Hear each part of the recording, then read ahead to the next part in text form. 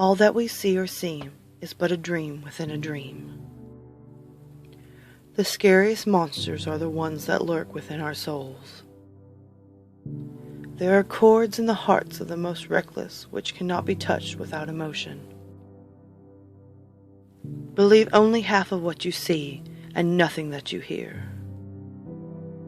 I become insane with long intervals of horrible sanity. Deep into the darkness peering, long I stood there, wandering, fearing, doubting. And all I loved alone. Words have no power to impress the mind without the exquisite horror of the reality. I have made no money. I am as poor now as ever I was in life, except in hope, which is by no means bankable. I was never insane, except upon occasions when my heart was touched.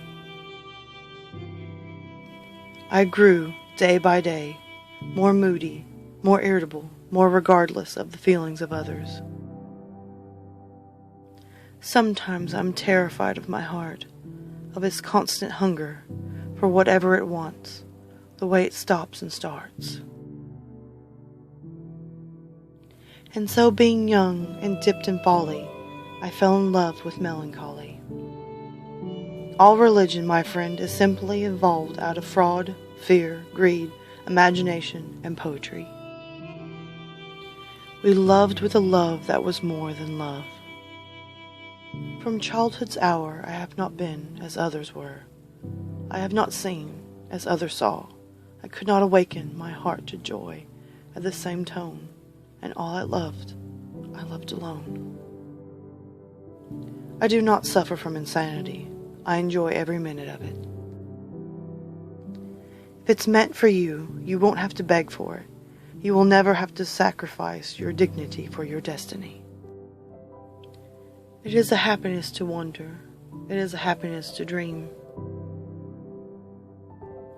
Deep in the earth my love is lying, and I must weep alone. A true genius shudders at incompleteness, and usually prefers silence to saying something, which is not everything it should be.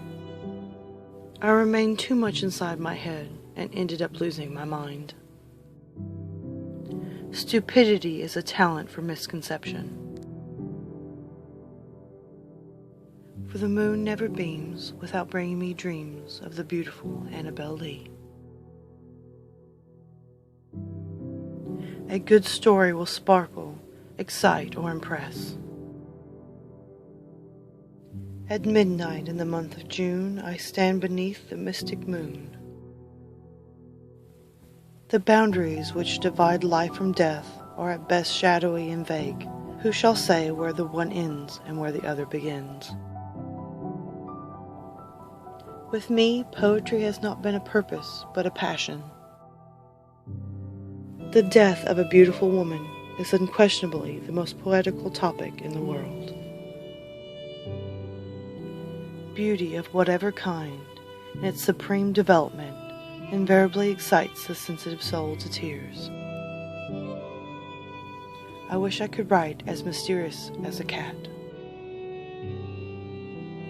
I have great faith in fools, self-confidence my friends will call it. Quote the raven, nevermore.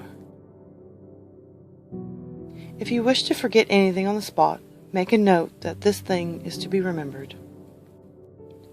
Never to suffer would never to have been blessed. Sleep, those little slices of death, how I loathe them. And as a bonus, I'm going to read my favorite poem by Edgar Allan Poe, Alone.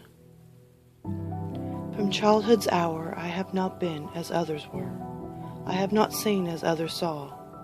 I could not bring my passions from a common spring. From the same source I have not taken. My sorrow I could not awaken. My heart to joy at the same tone. And all I loved alone.